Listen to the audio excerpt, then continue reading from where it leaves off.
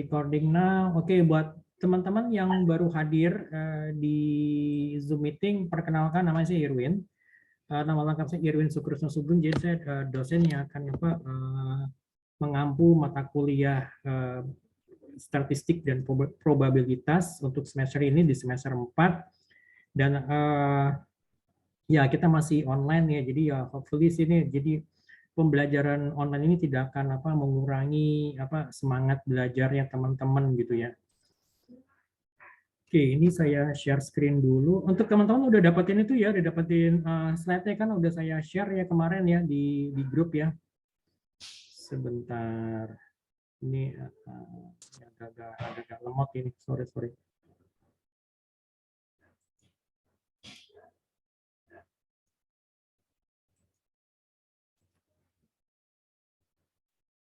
Oke, share screen. Oke, di layar kalian belum ya, belum muncul. Di layar kalian udah muncul mungkin untuk ininya pertemuan pertama probability.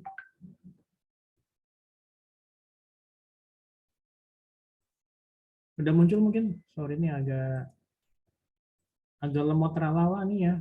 Saya punya laptop mungkin agak lambat di kalian ini ya munculnya ya.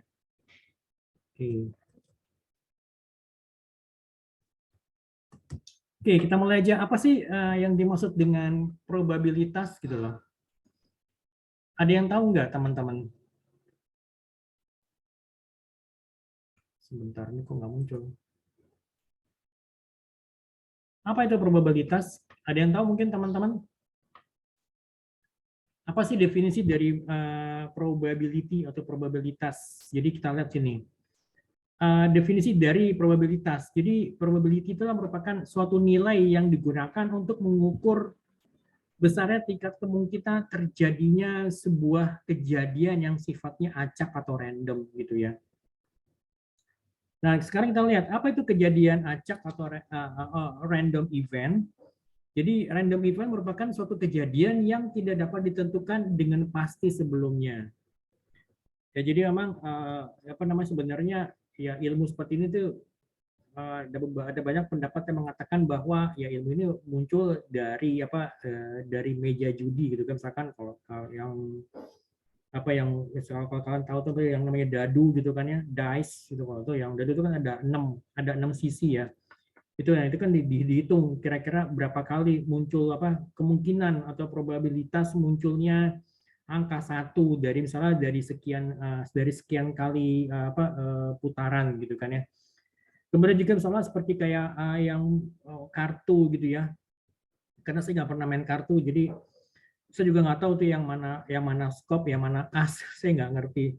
Tapi yang jelas di situ juga itu bisa kita bisa dengan adanya probabilitas ini kita bisa memperkirakan nih kalau kemungkinan munculnya kartu as itu berapa kali, kemungkinan munculnya misalnya kartu jack gitu ya, yang lainnya tuh gambar-gambar yang lain itu yang king itu berapa kali gitu loh. Nah, jadi probabilitas merupakan jadi suatu frekuensi yang sifatnya relatif dari suatu sukses yang diperoleh jika suatu percobaan itu dilakukan secara berulang-ulang sampai tidak terbatas dalam situasi dan kondisi yang sama. Jadi misalkan kalau ya tadi balik lagi misalnya pada dadu ya, kalian tahu dadu itu yang ada 6 sisi itu kan, yang bujur sangkaran kecil itu yang ada titik 1, titik 2, titik 3 sampai dengan titik 6 gitu kan. Itu misalkan kalau kita lempar misalnya 20 kali dalam kondisi dalam kondisi situasi dan kondisi yang sama tuh kita bisa ngelihat nih kira-kira munculnya angka 1 berapa kali, muncul angka 2 berapa kali. Kita bisa prediksi gitu loh. Walaupun sebenarnya suatu prediksinya itu dia tidak akan pernah selalu mendekati kenyataan, tapi paling tidak kita bisa tahu gitu loh. Katakanlah misalnya kalau kemungkinan munculnya angka 6 itu berapa kali sih kalau misalkan kita lempar dadunya itu sebanyak 20 kali gitu ya.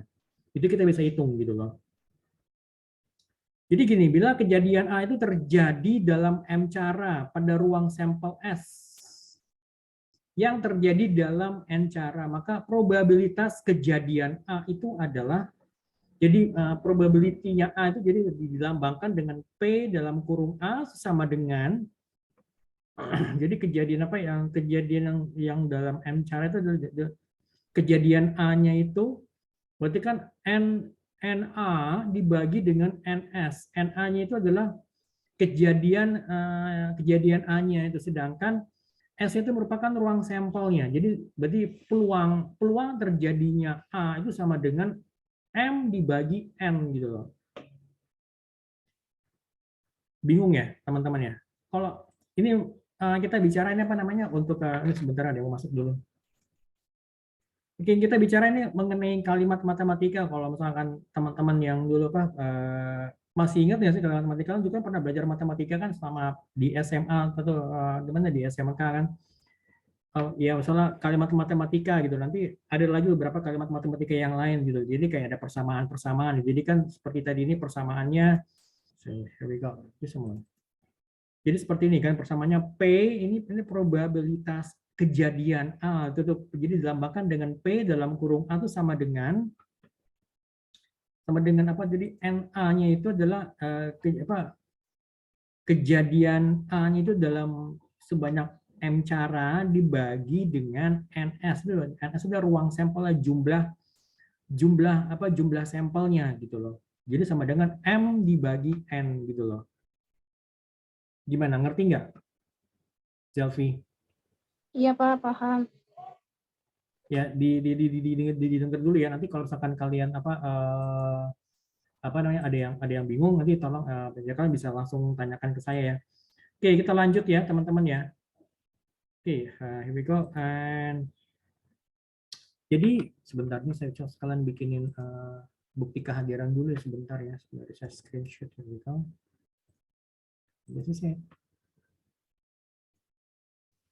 Oke, jadi rumusan ini, jadi rumusan di atas ini, jadi ini rumus ini harus apa namanya, harus memenuhi ketentuan. Jadi probabilitas A itu harus merupakan bilangan yang sifatnya non negatif atau tidak bernilai negatif gitu loh. Jadi P dalam kurung A itu merupakan union 0 gitu loh. Jadi lambangnya seperti jadi itu probabilitas A itu bukan merupakan bilangan yang sifatnya negatif gitu atau bukan bilangan yang negatif gitu loh. Nah, kemudian kita lihat di sini nilai probabilitas suatu peristiwa itu berkisar antara 0 mulai dari 0 sampai dengan 1. Ngerti nggak? Jadi bilangan yang paling kecil itu untuk nilai probabilitas bisa bernilai 0 serendah-rendahnya atau bernilai 1 setinggi-tingginya gitu loh. Ngerti ya maksud saya ya? Pak, misalkan kalau dia 0,005 bisa nggak? Bisa. Karena apa? Karena dia lebih dari angka 0 dan kurang dari 1 gitu kan. Pak, kalau misalkan 0,95 bisa nggak? Bisa. Karena apa? Karena dia lebih dari 0 dan masih lebih kecil dari 1 gitu loh. Walaupun sudah mendekati angka 1 gitu kan, 0,95 gitu ya. Kebayang ya maksudnya ya? Ngerti ya maksud saya ya? Jadi nilai probabilitas itu merupakan peristiwa yang berkisarannya itu antara 0 sampai dengan 1 gitu aja udah gitu kan angkanya. Tapi kalau dalam kalimat matematikanya ditulis seperti ini gitu loh. Gitu. Jadi kurang dari sama dengan 0 atau kurang dari sama dengan lebih dari sama dengan 0 gitu ya. Saya tahu lebih dari sama dengan 0 gini bacanya kan. Nilai PA itu, nilai probabilitas itu adalah berkisar antara 0 sampai 1 gitu loh, ya kan? Berarti apa? Berarti ya, dia bisa jadi angkanya tuh 0 paling kecil atau yang paling besar itu adalah 1 gitu loh. Jelas ya? Berarti teman-teman semuanya? Oke, kemudian jumlah probabilitas A ditambah dengan bukan A itu harus sama dengan 1. Jadi jumlah probabilitas A ditambah dengan yang bukan probabilitas A itu harus sama dengan 1. Atau PA, probabilitas A ditambah dengan probabilitas yang bukan A itu sama dengan 1. So, jadi kita bisa tahu Ya kita bisa bikin kalimat matematikanya kalau probabilitas A itu sama dengan 1 dikurang probabilitas bukan A, gitu ya. Jelas teman-teman? Ada yang bertanyakan sampai sini mungkin? Any questions guys?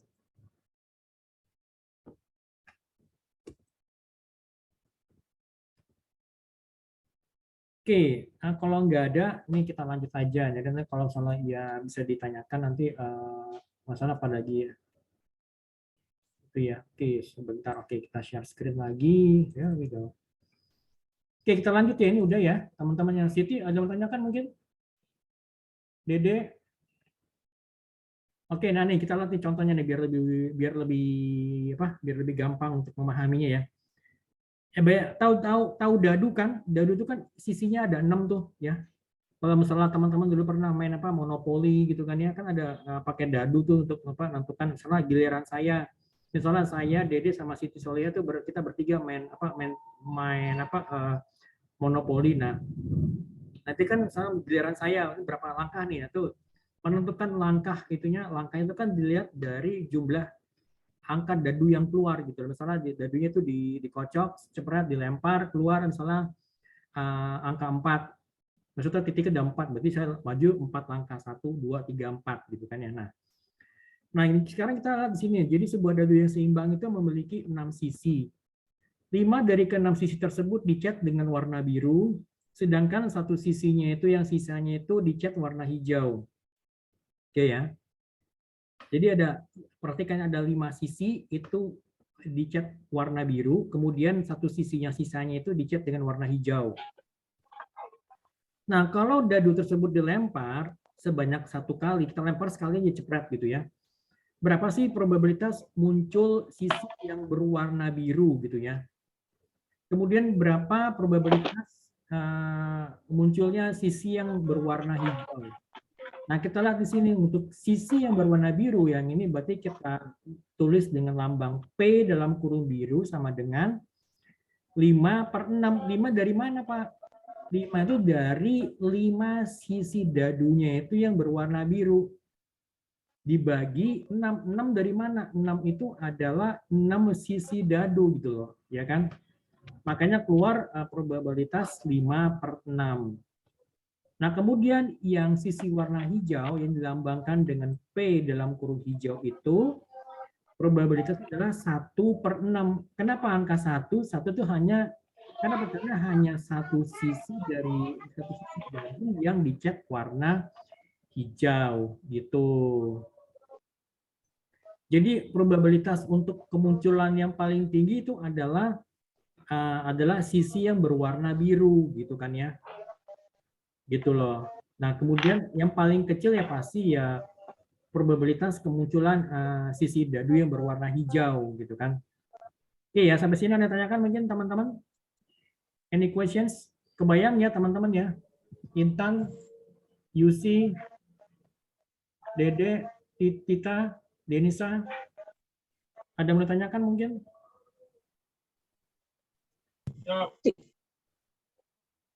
Oke, sekarang kita... Enggak, Pak. Lanjut aja. Oke. Sekarang kita bicara mengenai peristiwa atau event dan notasi himpunan ya. Jadi ruang sampel itu tadi dilambangkan dengan S adalah kumpulan atau himpunan dari semua hasil yang mungkin muncul atau terjadi pada suatu percobaan gitu ya. Jadi secara keseluruhan dari titik sampel ini dilambangkan dengan ruang sampel dan dilambangkan dengan huruf S besar gitu ya. Jadi contohnya misalnya gini, S besar sama dengan 1, 2, 3, 4, 5, 6 itu ya. Angka 1 sampai angka 6. Ini sebagai ruang vektor. Nah, kejadian yang dapat terjadi dalam suatu eksperimen atau percobaan dan biasanya dilakukan secara berulang kali itu dinamakan dengan titik sampel. Misalnya apa? Misalnya untuk yang A, ini misalnya merupakan titik sampel A itu ya itu berisi angka 2 gitu kan ya. Titik sampel ini di mana kalau A ini A-nya ini merupakan bagian dari himpunan S. Perhatikan ya, ini artinya adalah bagian dari himpunan S. Jadi lihatnya, 2 ini merupakan bagian dari sampel S yang di sini gitu kan. Gitu loh, itu cara bacanya gitu ya. Jelas ya teman-teman ya. Oke, lanjut. Nah, kemudian kalau peristiwa atau event, jadi kumpulan atau himpunan dari hasil yang muncul atau terjadi pada suatu percobaan statistik gitu ya. Jadi peristiwa A atau B itu dinotasikan dengan A union B, A U B gitu loh. Ingat aja, jadi misalkan kalau peristiwa A atau B, itu ingat aja, ini sini kan kalau atau tuh ada U-nya ini U ini yang diambil, jadi kan sebegini A, U, B gitu kan.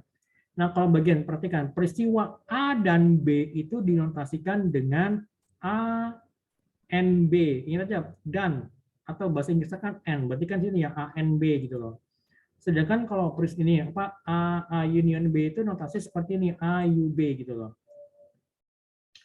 Oke, kita lagi, peristiwa A dan B merupakan peristiwa yang saling lepas. ANB sama dengan 0 gitu ya. ANB sama dengan 0 gitu kan ya. Jadi peristiwa A dan B ini sama dengan 0 gitu loh. Ini lambangnya gitu kan. Oke, next. Kemudian untuk aturan perkalian. Nah, kapan kita menggunakan aturan perkalian ini? Jadi aturan perkalian ini biasa digunakan untuk menentukan banyaknya pasangan, perpaduan atau rute atau jalur lintasan, dan juga hal-hal yang sejenis. Nanti kita lihat contohnya ya. Jadi ilustrasi untuk aturan perkalian ini tuh ada 3 cara. Yang pertama adalah menggunakan diagram pohon. Ya. Lalu yang kedua tuh menggunakan tabel silang. Jadi ada tabel, kemudian kita coba silangkan gitu ya. Kemudian dengan menggunakan pasangan terurut gitu. Jadi ini kita coba pasang-pasangan gitu kan. Gitu. Oke, sekarang kita lihat contohnya satu persatu ya, untuk diagram pohon dulu nih. Oke, diagram pohon. Jadi di sini sebagai contoh misalkan kita nih punya dua buah celana masing-masing berwarna biru dan coklat, dan juga 3 buah baju. Ini tolong nih nanti ini diperbaiki, ini bukan celana lagi, ini ada baju kan, nggak mungkin pakai celananya double gitu kan. Ya kan, ya pastinya kan ya pakai celana dan baju, nggak mungkin kan. Ya kalian misalkan ya sortu say misalkan nggak pakai baju gitu. Jadi sini ada 2 celana masing-masing warnanya biru dan coklat, dan juga ada 3 buah baju masing-masing berwarna merah, kuning, dan putih. Nah, ini kita lihat ada berapa pasang warna celana dan baju yang dapat dikombinasikan gitu kan ya. Ini saya coba apa namanya? Oke, kita lihat di sini nih ya, untuk yang di sebelah kanan ini. Sebentar, here we go. Oke, kita lihat dulu nih misalnya yang celananya ini kan tadi kan ada apa namanya, ada 2 buah celana ya, biru dan coklat. Oke, kita tulis dulu nih. Jadi ini kan misalnya ini sebagai akarnya, rootnya gitu ya. Kemudian kita bagi 2 nih kan, berarti yang celana biru dan juga celana coklat. Nah, di bawah masing-masing celana biru ini kita tuliskan kombinasi untuk baju. Jadi di bawah biru ada merah, kuning, dan putih gitu kan ya. Nah, demikian juga yang di bawahnya celana coklat. Kita tuliskan lagi kombinasinya merah, kuning, dan putih.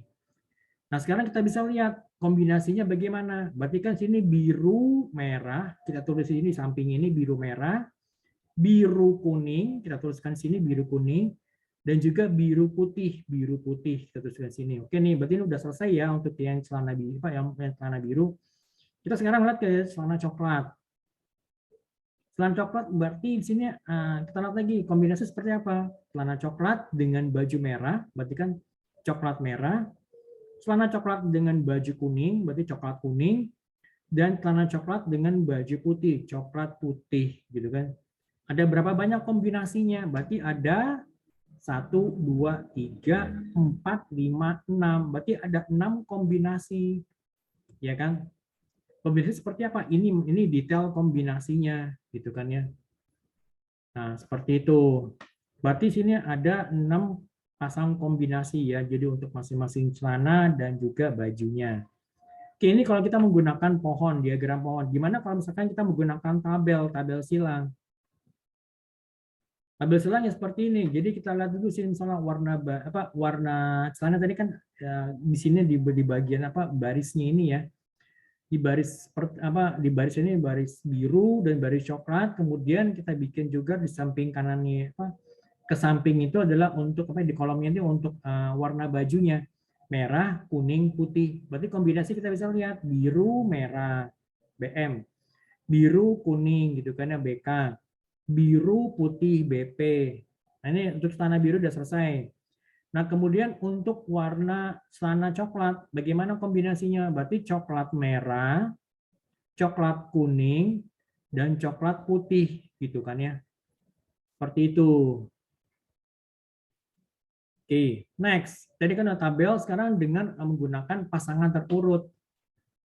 Nah, berarti kan kita misalnya katakanlah kita menyatakan bahwa himpunan warna celana itu dinyatakan dengan A sama dengan biru coklat, kemudian himpunan warna baju itu dinyatakan dengan B gitu ya.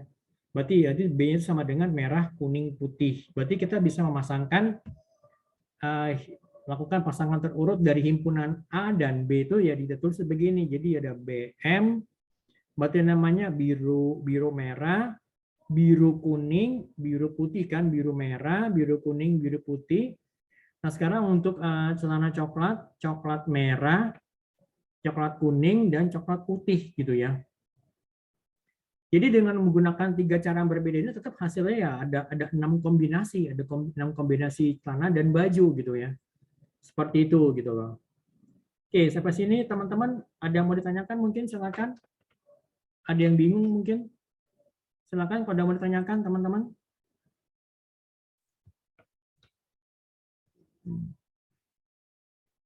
Lanjut, Pak.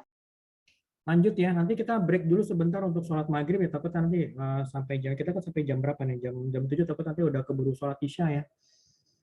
Oke, kita lanjut dulu. Just a moment. Oke, here we go. Ini udah ya, tadi kita udah bicara mengenai ini. Sekarang kita bicara mengenai konsep dasar peluang. Jadi ini pembahasan peluang suatu kejadian itu bermaksud untuk memberikan pemahaman mengenai konsep dasar peluang dengan menggunakan contoh-contoh penerapannya. Jadi ini konsep dasar peluang itu ada yang namanya peluang gabungan, peluang kejadian yang saling bebas, peluang kejadian peluang kejadian yang saling silang, kemudian peluang kejadian yang saling bebas, dan peluang kejadian bersyarat gitu ya. Oke, kita lihat peluang gabungan. Ini perhatikan juga untuk notasi-notasinya ya. Jadi ini bila A dan B peristiwa sembarang pada ruang sampel S. Jadi A dan B itu peristiwa sembarang ya pada ruang sampel S, maka gabungan kejadian A dan B. Jadi gabungan kejadian A dan B ditulis AUB gitu ya. Yang merupakan adalah kumpulan semua titik sampel yang ada pada A atau B atau pada kedua-duanya. Gitu ya. Jadi gabungan kejadian, jadi S ini merupakan gabungan kejadian A dan B ditulis A union B yang merupakan kumpulan semua titik sampel yang ada di peristiwa A ataupun di peristiwa B atau pada kedua peristiwa A dan B ini gitu loh. Kejadian A, U, B itu disebut dengan kejadian majemuk gitu ya. Perhatikan ya. Nah, kemudian A and B yaitu kumpulan titik sampel yang ada pada A dan B yang disebut dengan kejadian majemuk gitu loh. Oke, berarti kita hitung ini untuk probabilitas A probabilitas ini ya. Probabilitas peluang gabungannya probabilitas peluang gabungannya itu berarti dinotasi dengan P dalam kurung A union B itu sama dengan peluang A ditambah dengan peluang B ya, peluang A ditambah dengan peluang B dikurang P A dan B gitu loh. Itu teman-teman ya, ini ya tolong diperhatikan ya. Oke, kita selanjutnya gambar peristiwa yang saling tidak lepas. Nah, ini kan seperti ini. Jadi ada union ada himpunan peristiwa A dan peristiwa Sama ya? B. Nah, ini seperti ini. Jadi gambar peristiwa yang tidak saling lepas satu dengan lainnya gitu kan ya. Oke, itu. Terus kemudian selanjutnya sebagai contoh misalkan gini. Akhirnya 10 menit lagi kita nanti kita break ya teman-teman ya. Oke, misalkan kita lihat di sini gabungan ya misalkan kita ada hasil survei gitu ya teman-teman ya. Sebentar, nggak ada mau masuk ya. Jadi misalkan ada misalnya dari hasil survei mengenai pelanggaran hukum yang ada di kantor pengadilan, dilaporkan bahwa terdapat 200 orang dengan kasus pelanggaran hukum. Ini soalnya ini agak kurang lengkap ya. Jadi ada 110 kasus, 100 kasus itu curanmor dan 40 diantaranya itu terjerat hukum karena kasus narkoba dan curanmor. Nah, perhatikan sini notasinya. Misalkan pelanggaran hukum narkoba itu kita beri notasi dengan NR, curanmor itu dengan C, seluruh kasus pelanggaran itu merupakan S tadi ya, sampelnya itu. Kasus pemerkosaan itu merupakan K, sehingga NS itu berarti NS itu jadi total ininya ya tadi ya, total semuanya ya, NS 200, kemudian NR itu narkoba tadi ada 110 kasus, kemudian NC itu adalah curanmor kan, itu 100, dan juga jadi NK itu jadi pemerkosaan itu jadi ada 30, dan juga N dalam kurung N dan C, N gabungan C itu berarti narkoba dan curanmor itu ada 40 gitu ya. Nah, sekarang kita lihat sini penyelesaiannya bagaimana gitu kan. Jadi uang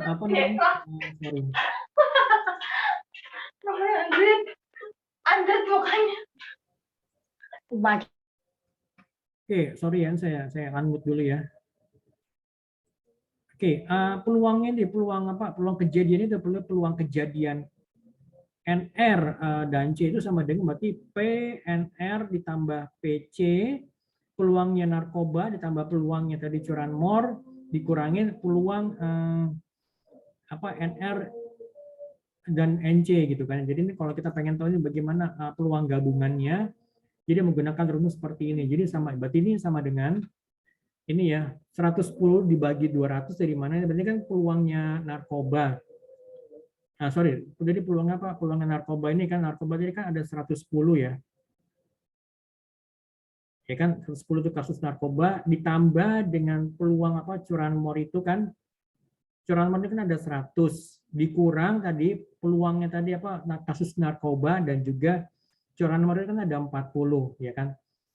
200 ini adalah total sampelnya kan, berarti ini kita tinggal penjumlahan dan pengurangan aja kan, jadi 110 ditambah 100 berarti 210 dikurang 40 kan, jadi semuanya 170 per 200 sama dengan berarti 85 per 100 atau 0,85. Jadi peluang kasus narkoba atau curanmor itu adalah 0,85 atau 85% gitu ya.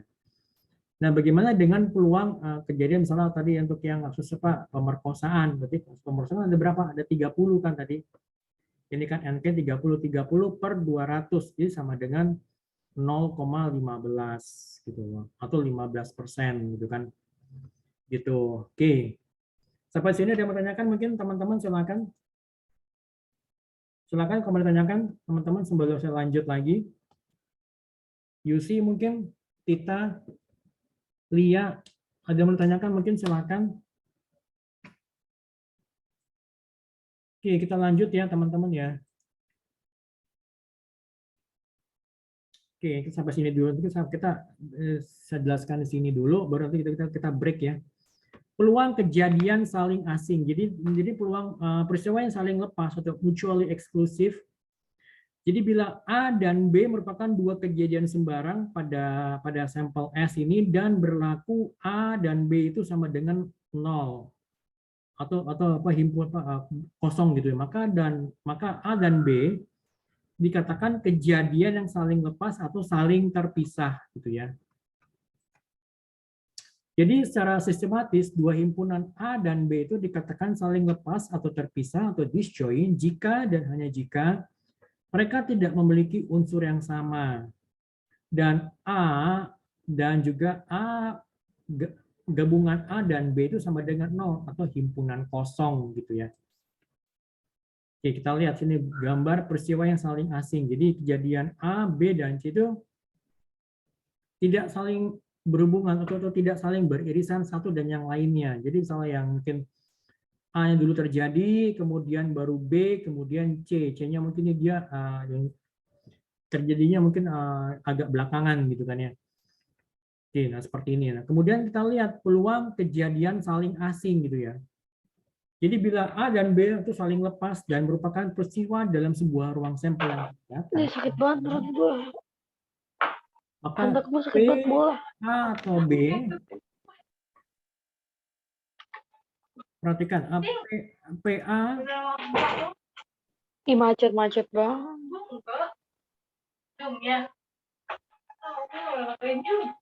Ras tolong di unmute Ras tolong ya, sorry.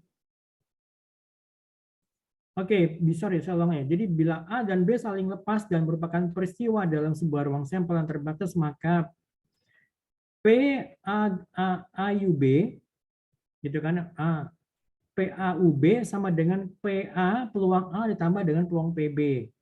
Di mana A dan B itu merupakan himpunan kosong dan PA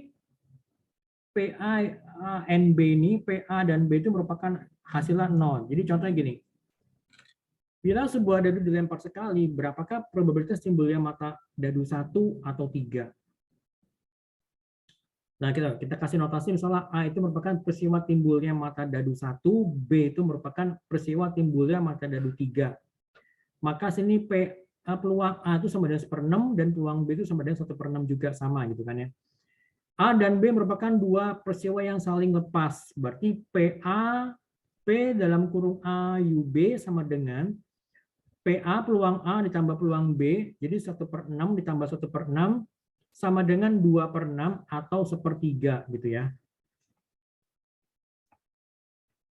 Jadi dua peristiwa dikatakan tidak saling lepas apabila kedua peristiwa tersebut tidak ya ini merupakan ini kalimat ini nggak jelas nih. Jadi seperti ini. Jadi ini makanya adalah merupakan peristiwa yang sifatnya saling lepas gitu ya. Oke. Sampai sini ada yang tanyakan mungkin teman-teman? Silakan. Sebelum saya lanjutkan. Oke, satu lagi nih ya, peluang kejadian saling asing. Jadi misalkan sebuah dadu itu berisi 6 sisi dilempar 1 kali. Berapa munculnya peluang mata dadu angka kurang dari 3 atau mata dadu yang lebih dari atau sama dengan 4. Oke. Kejadian angka kurang dari 3 itu atau A, berarti A itu sama dengan 1, 2, maka PA itu peluang A itu adalah 2/6. 2 dari mana? Ini kan 2 mata dadu dibagi 6 sisinya kan. Kemudian kejadian angka lebih dari sama dengan 4 atau B itu sama dengan 4, 5, 6, maka PB itu sama dengan 3/6 atau 1/3. Nah, di sini kan A dan B merupakan kejadian yang saling lepas. Tadi notasinya ya, kejadian saling lepas, maka sini kan ini lambangnya ini kan P dalam kurung AUB sama dengan PA ditambah PB ini kan ya. Berarti 2/6 ditambah 3/6 sama dengan 5/6 gitu kan ya. Nah, seperti ini. Oke, sampai sini ada tanyakan mungkin teman-teman. Oke, ini kita break dulu ya teman-teman ya. Break sholat maghrib dulu sekitar berapa jam 1/4, nanti kita balik lagi mungkin sekitar jam 6.30 ya. Oke. I'll see you around and don't go too far. Saya izin sholat maghrib dulu ya. Oke, see you around. Goreng-goreng yang banyak-banyak. Oke, recording in progress. Sesi kedua. Ada yang mau masuk? Just a moment. Oke, saya share screen dulu.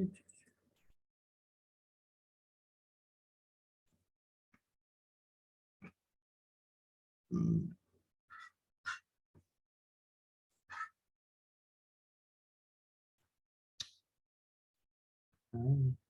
here we go.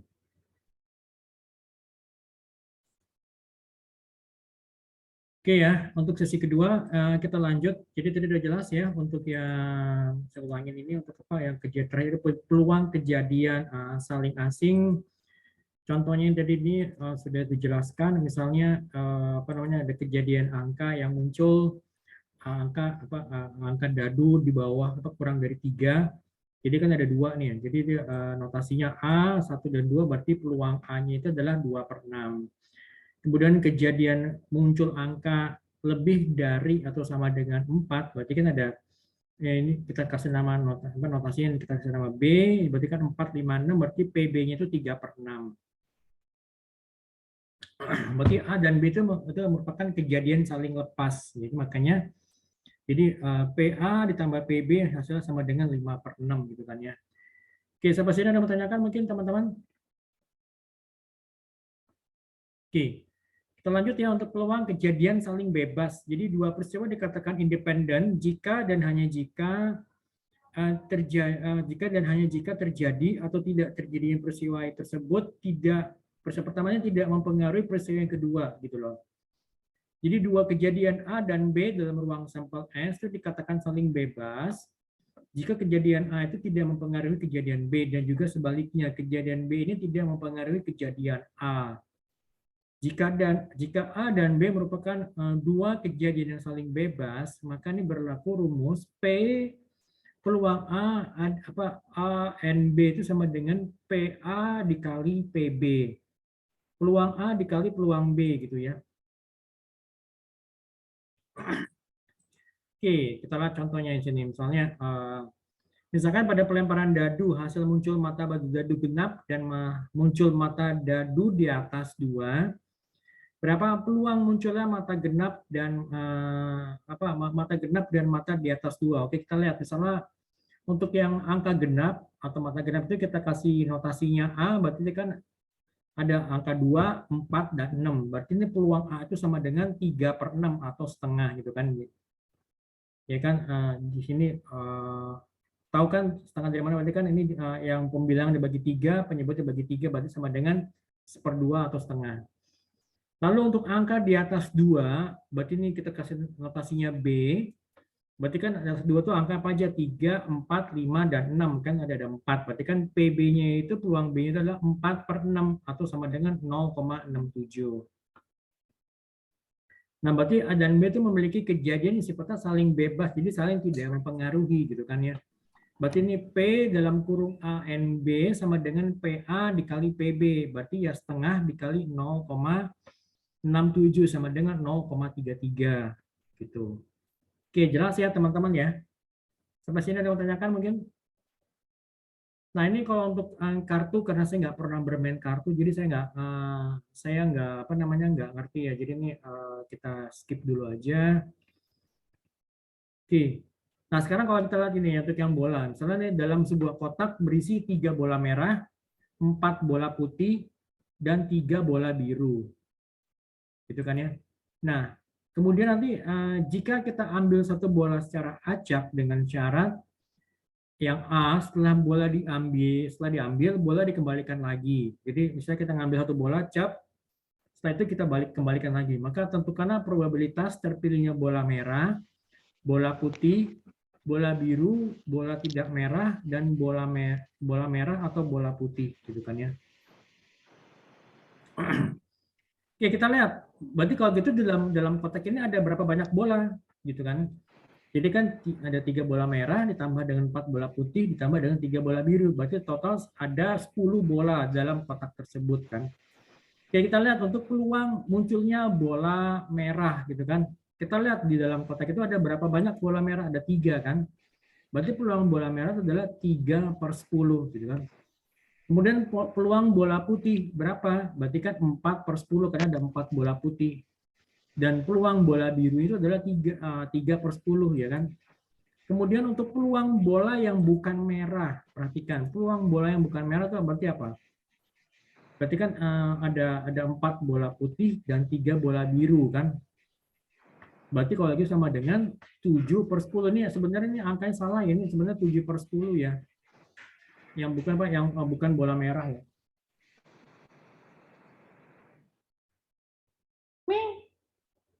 Kucing saya lagi ngapain sebenarnya. Tiba. Oke, lanjut ya teman-teman ya, sorry.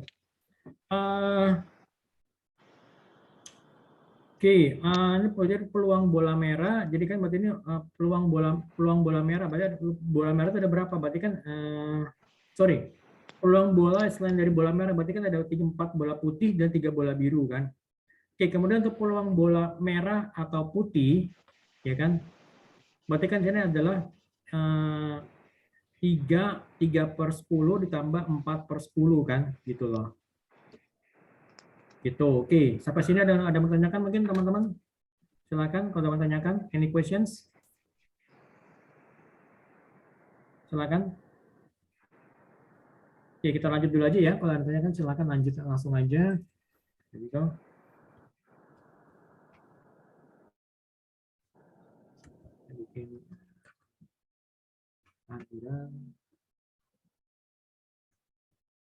Oke, kita lanjut. Lalu yang kedua, yang B, jadi setelah diambil, bola tidak dikembalikan. Maka kita harus menentukan probabilitas untuk terpilihnya bola merah, bola putih, bola biru, bola merah ataupun putih, dan bola merah dan biru gitu ya. Oke. Kita lihat di sini. Berarti kalau untuk peluang bola merah, kita lihat ya, karena merahnya kan yang diambil pertama kali, berarti bola yang ada dalam kotak itu masih berjumlah 10 gitu kan, berarti peluang itu adalah 3/10. Nah kemudian peluang bola putih karena tadi sudah diambil 1 bola, berarti peluang bola putih dapat berarti 4/9 karena sisa bola yang dalam kotak itu ada 9 kan, diambil 1. Nah kemudian peluang bola biru, berapa peluang bola biru? Kenapa kan tadi kan sudah diambil 2 kali kan, berarti sisa 8, berarti sedangkan total bola biru itu ada 3, gitu. Berarti kan 3/8 gitu loh. Oke, kemudian peluang bola merah atau putih, kita lihat ya, 3/10 ditambah 4/9, gitu kan ya. Untuk peluang bola merah dan biru, 3/10 dikali 3/8. Begitu. Oke ya, nah seperti itu. Oke, next. Ini untuk latihan suara nanti saya minta kalian coba buat tugas gitu ya, buat tugas nanti 2 minggu lagi kalian kumpulkan ke saya kirim email ke saya, nanti saya kasih tahu detail seperti apa ya, nanti saya jelaskan di grup. Jadi nanti kalian kalian bikin ditulis tangan. Setelah ditulis tangan nanti kalian bisa scan dan kirim ke saya. Tapi nanti tolong scan yang rapi gitu ya. Oke. Oke, kemudian untuk peluang kejadian bersyarat atau probabilitas bersyarat. Jadi probabilitas terjadi kejadian A dengan syarat bahwa B sudah terjadi atau akan terjadi yang disebut dengan probabilitas bersyarat atau conditional probability gitu loh. Nah, rumus probabilitas bersyarat. Jadi ini P, perhatikan ini ya, P ini ya. P dalam kurung B dan A sama dengan PA dikali peluangnya P, B per A. Atau PA dan B, peluangnya A dan B ini sama dengan PB dikali PA per B gitu loh. Nah, apabila A dan B merupakan peristiwa yang independen dan memiliki probabilitas yang lebih dari 0, kalau diperhatikan ya, maka PA per B itu sama dengan PA, dan PB per A itu sama dengan PB, gitu loh. Oke. Nah, ini peluang kejadian bersyarat ini akan di sini rumusnya seperti ini ya. Jadi kejadian bersyarat merupakan dasar penemuan dalil atau teorema Bayes. Jadi peluang atau probabilitas B bersyarat A ditulis P dalam kurung B garis lurus A. Jadi probabilitas B-nya itu dengan syarat A itu sudah terjadi atau akan terjadi gitu kan. Jadi P dalam kurung B garis lurus A. Dengan kata lain kita bekerja untuk menentukan peluang B dengan syarat A gitu loh. Nah, ini rumusnya seperti ini ya.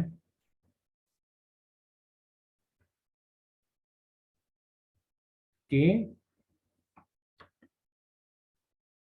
Oke, lanjut ya. Oke, sekarang kita lihat di sini misalnya apa nih? Misalkan sebuah dadu dilemparkan.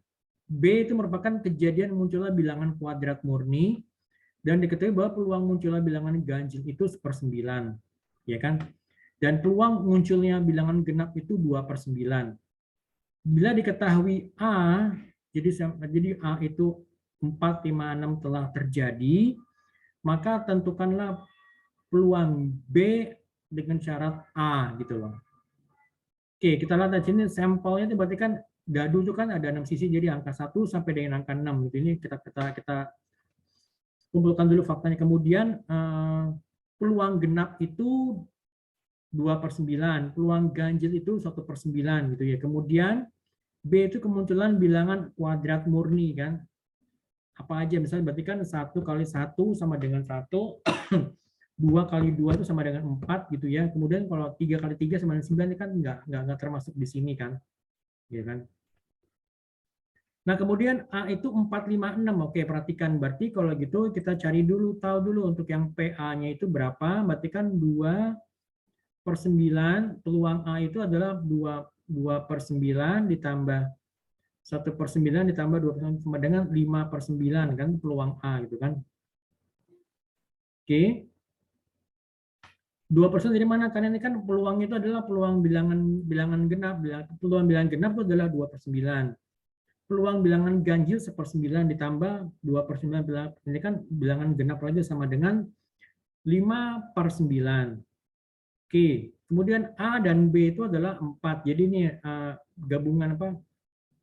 A dan B ini adalah kan 4 ini kan. Berarti PAB itu adalah 2/9. Oke, nah kemudian kalau kita masukin ke dalam rumusnya, berarti peluang B di mana syarat itu adalah A, berarti jadi kan PBA, sini nih PBA-nya ini kan 2/9 kan, dibagi PA 5/9 sama dengan 2/5. Begitu. Oke ya teman-teman ya, sampai sini ada yang menanyakan mungkin? Nanti untuk yang latihan soal ini, yang mana nih sebentar, just a moment. Nanti kalian kerjakan, nanti kalian kumpulkan 2 minggu lagi, dikirimkan email ke saya, gitu ya, kirimkan email ke saya. Nanti saya juga akan coba bikin coret-coretnya. Nanti kita diskusikan lagi mungkin sekitar 2 atau 3 minggu lagi gitu. Jadi tetap aja kalian kirim nanti ke saya. Jadi nanti saya punya tabungan untuk nilai tugas kalian gitu loh. Oke, gitu aja. Itu dari saya untuk pertemuan pertama. Ada yang mau ditanyakan mungkin dari teman-teman? Silakan. Sudah pada absen semuanya? Sudah, Pak. Oke, sebentar saya coba cek Sudah, dulu. Pak.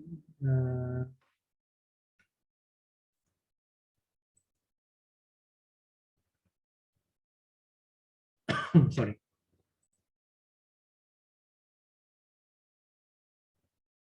Sebentar. Oke. Intan hadir ya, Intan. Ada Selfie. Hadir, Pak. Suci Ayu. Lia Indah Safitri ada. Rika Amelia. Hadir, Pak. Oke. Nurul Safitri. Denisa Safina ada. Siti Soliha ada. Yusi. Ras juga tadi ada. Dede Amalia. Titi Oktaviani. Anissa Amelia. Oke, semua hadir ya teman-teman ya. Oke, buat teman-teman ada yang mau tanyakan mungkin sampai sini? Silakan. Mumpung kita masih ada waktu. Mungkin dari Yusi atau Siti. Dari Dede. Tugasnya? Ya, tugas. Tugasnya mana, Pak? Yang tadi ini, yang ada di sini sebentar. Saya share screen dulu. Sebentar, just a moment. Ini. Nanti saya jelaskan detailnya di grup ya, teman-teman ya. ini latihan soal ini ada 5. Jadi ya, pada pelemparan 2 buah dadu, tentukan misalnya ruang sampelnya, gitu kan. Kemudian bila A menyatakan kejadian munculnya 2 dadu dengan 2 muka yang sama, hitung PA-nya berapa. Kemudian bila B menyatakan kejadian munculnya jumlah muka 2 dadu yang kurang dari 5, hitung PB-nya berapa, gitu kan, peluang B-nya. Gitu kan. Oh iya, Pak. Ini aja, nanti kalian coba, nanti juga saya akan bikin coret-coretannya juga, gitu loh. Oke, jelas teman-teman? Ada yang bertanyakan lagi? Silakan kalau bertanyakan. Pak, Enggak, dikumpulinnya kapan, Pak? Iya, Dikumpulinnya kapan, Pak? 2 minggu Minggu lagi depan? dari sekarang. Oh iya. Ya kalian nanti ya diskusi dengan teman yang lain, ya kalian kerjasama juga boleh, nggak masalah, gitu loh. Gitu. Terima kasih, Pak. Oke ya, sampai ketemu lagi minggu depan. Oh, ada yang tanyakan lagi mungkin dari Suci? Intan, yang lainnya? Dede? Oke, kalau gitu kita ketemu Cukup, lagi Pak. 2 minggu yang akan, sampai 2 minggu, minggu depan ya, kita ketemu lagi. Saya usahakan, jadi kalau untuk minggu depan nanti saya coba menggunakan channel YouTube saya. Mungkin kalian udah subscribe channel YouTube saya ya, kalau nggak salah ya. Gitu kan, jadi Udah, kalian Pak. Udah, Pak. ya kan kalau nggak salah pernah ikut kelas saya juga ya sebelumnya ya. Kalau nggak salah ya, correct me if I'm wrong gitu ya. Oke, sampai ketemu lagi minggu depan. Terima kasih banyak semuanya teman-teman ya, tetap jaga kesehatan. Dan Assalamualaikum warahmatullahi wabarakatuh. Waalaikumsalam. Waalaikumsalam warahmatullahi Makasih, wabarakatuh. Pak. Terima kasih. Pak.